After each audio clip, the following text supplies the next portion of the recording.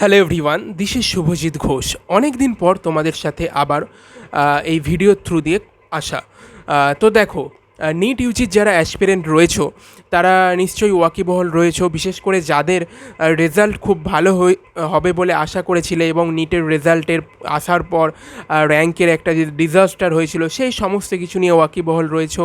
অনেক অনলাইনের শিক্ষকরা তারা কিন্তু পিটিশন দিয়েছিল সুপ্রিম কোর্টে, তারপর অনেক কিছু হয়েছে, অনেক দিন চলে গিয়েছে। 4 জুন রেজাল্ট আউট হয়েছিল, আজকে 23 জুন আমি যখন ভিডিওটা রেকর্ড করছি।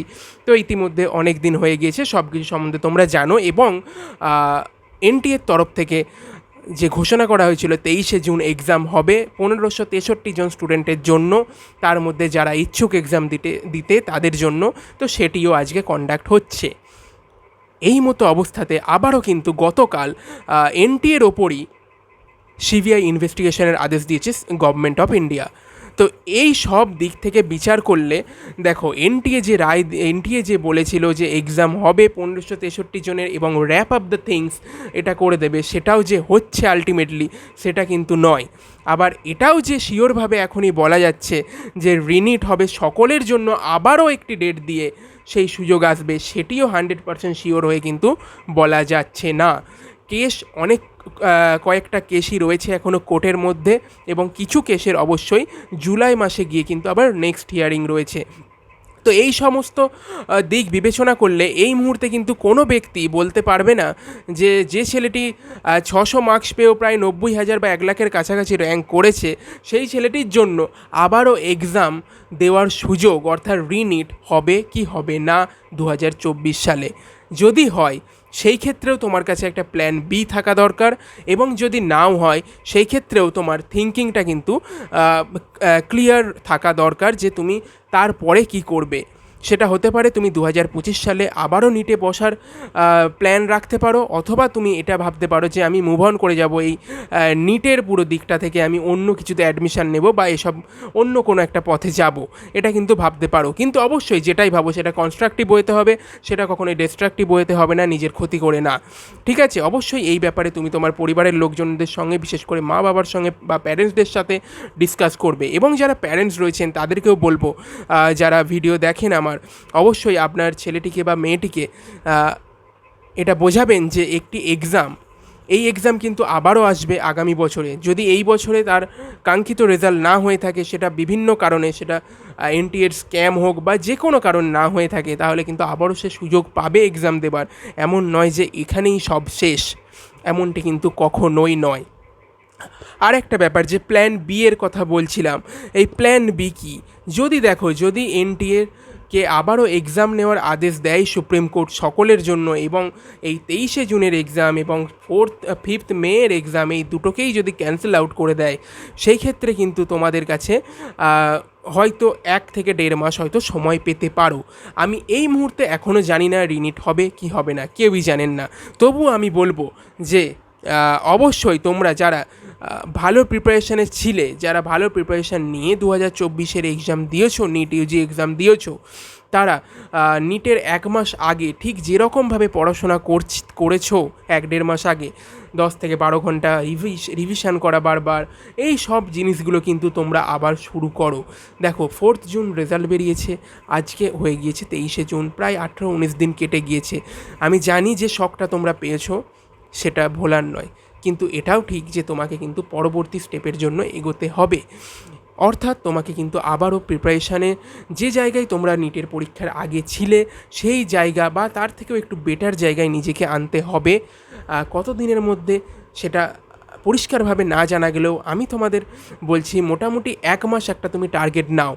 এর মধ্যেই তোমরা 7ই জুলাই বা 8ই জুলাই একটা যে হিয়ারিং রয়েছে সেখানে, বা তার পরবর্তী সময়ে হিয়ারিংগুলো এলে আবার ক্লিয়ার হয়ে যাবে।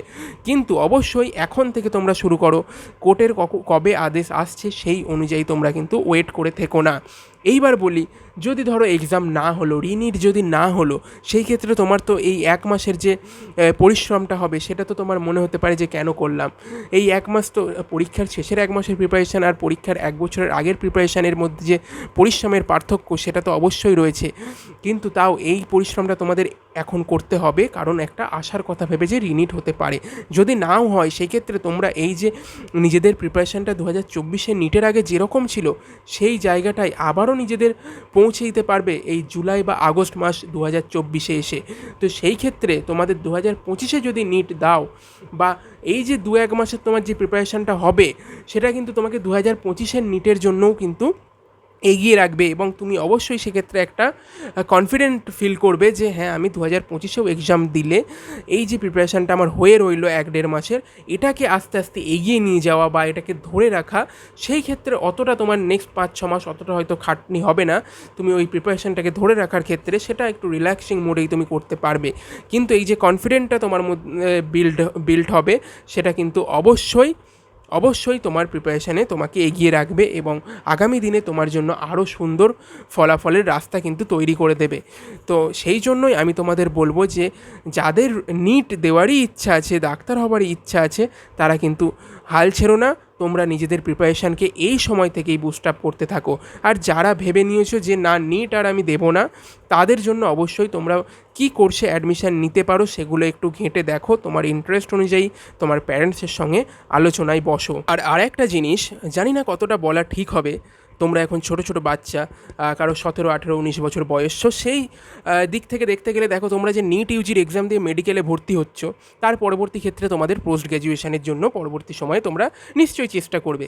তো সেই যে এক্সাম, সেই এক্সামগুলোও কিন্তু এমন নয় যে স্মুথভাবে ক্যান্ডিডেটরা দিতে পারছে, সেখানেও কিন্তু কিছু না কিছু ইররেগুলারিটিস আসছে, এবং যে এমন ইররেগুলারিটিস যেগুলোর ওপর কোনো রকম কন্ট্রোল যে এক্সামিনেশানের অথরিটি বডি সে কিন্তু নিতে পারছে না সেগুলোকে কন্ট্রোল করার জন্য। এবং এমন একটা সিচুয়েশান তৈরি হচ্ছে যেখানে আগামীকাল এক্সাম, এবং আজকে রাত 10টা থেকে 12টার সময় আমি স্টুডেন্টকে অথরিটি জানাচ্ছে যে দেখো, তোমাদের এক্সামটা আমি নিতে পারছি না, এবং কবে এক্সাম নেব সেই ব্যাপারেও কিছু আমি বলতে পারছি না। তো ফার্দার নোটিশ আসা অবধি তোমাদের এই এক্সাম কিন্তু পোস্টপোন্ড হয়ে গেল। ঠিক এমনটাই ঘটেছে গতকাল। আজকে 23শে জুন ছিল নিট পিজির এক্সাম, নিট পিজি 2024। তো সেই এক্সামটি যদি 10 থেকে 12 ঘন্টা আগে পোস্টপোন্ড হতে পারে, তাহলে কিন্তু নিট ইউজির রিনিট হওয়া বা রিনিট না হওয়া দুটোর ব্যাপারেই যে কী হবে সেটা বলার জন্য কোনো সময়ের লিমিট নেই। মানে হয়তো জাস্ট একদিন আগে তোমাকে বললো, বা এক সপ্তাহ আগে তোমাকে বললো যে আগামী সপ্তাহে রবিবারে তোমাদের এক্সাম রয়েছে। তো এইরকম একটা সিচুয়েশান তৈরি হয়ে আছে ইন্ডিয়ার এক্সামিনেশান সিস্টেমের, যেটা অবশ্যই কাম্য ছিল না, কাম্য নয়, এবং কখনোই কাম্য থাকবে না। আশা করব এই সিচুয়েশানের ইমপ্রুভমেন্ট হবে, এবং NEET UG, NEET PG, UGC NET, CSIR NET, এই সমস্ত পরীক্ষা যেখানে অল ইন্ডিয়া ব্যাপী বহু উচ্চশিক্ষিত স্টুডেন্টরা পরবর্তী শিক্ষালাভের জন্য যে পরীক্ষায় বসে, সেই পরীক্ষাগুলো হ্যাম্পার হচ্ছে, এটা কিন্তু কখনোই আমাদের ভারতবর্ষের মতো একটা কান্ট্রিতে আমরা চাই না, এবং আমরা অ্যাজ এ স্টুডেন্ট এটা ডিজার্ভও করি না। এবং গভর্নমেন্ট অবভিয়াসলি অ্যাকশানে এসেছেন, এবং অবশ্যই ইনভেস্টিগেশন এজেন্সি এবং আমাদের দেশের বিচার ব্যবস্থার উপর আমাদের ভরসা রাখতে হবে, এবং এটাই আমরা আশা রাখতে পারি যে আগামী দিনে হয়তো আমাদের মতো স্ট্রাগলটা করতে হবে না। যদিও লাস্ট 5-6 বছরও যদি আমি দেখি, যতদিন থেকে আমি এইসব জিনিস নিয়ে ঘাঁটছি, বেশ কিছু অল ইন্ডিয়া এক্সাম বলো বা স্টেট এক্সাম বলো, এগুলোতে কিন্তু এই রকম দুর্ভোগ স্টুডেন্টদের হয়েই থাকছে, এবং আগামী দিনে কবে গিয়ে যে শোধরাবে সেটা কিন্তু কেউই বলতে পারবে না। তো চলো, এই মতো অবস্থায় এই ভিডিওটা আপাতত এখানেই শেষ করি। অবশ্যই তোমরা যদি কোনো স্পেসিফিক টপিক নিয়ে ভিডিও চাও, সেটা ডেসক্রিপশান বক্সে লিখতে পারো। তবে আমি ঠিক করেছিলাম কি, এই বছরে বা আগামী বছরগুলোতে আগে যেরকম এই চ্যানেলে ভিডিও আসতো যে নিটের কাউন্সেলিং রিলেটেড এবং বেশিরভাগ কাট অফ রিলেটেড ভিডিও, সেইগুলো আমি ভেবেছিলাম এবার থেকে এই চ্যানেলে আমি আর দেবো না। কারণ আমি যে সময় শুরু করেছিলাম সেই সময়ে বাংলায় ইউটিউবে খুব কম এরকম ভিডিও আসতো যেগুলো অথেন্টিক ছিল, কিন্তু এই সময় দাঁড়িয়ে আমি দেখি প্রায় অনেক এরকম চ্যানেল তৈরি হয়ে গিয়েছে যারা কিন্তু এরকম ভিডিও দিয়ে থাকে। তো সেই জন্য আমার মনে হয়েছে যে ওই কাট অফ রিলেটেড ভিডিও বা এই কলেজ পাবে ওই কলেজ পাবে, এই ভিডিওগুলো হয়তো অতটাও আমার দরকার নেই, যে আমাকেই দিতে হবে তোমাদেরকে নিয়ে, এরকম দরকার নেই। যদি তোমরা যদি প্রয়োজন মনে করো অবশ্যই সেগুলো কমেন্টে জানিও। হয়তো আগের মতো অত ফ্রিকোয়েন্সিতে না দিলেও কিছু কিছু ভিডিও তোমাদের জন্য আমি তৈরি করে দেবো, যেগুলো অবশ্যই পরবর্তী সময়ে তোমাদের তোমাদের কাজে লাগবে।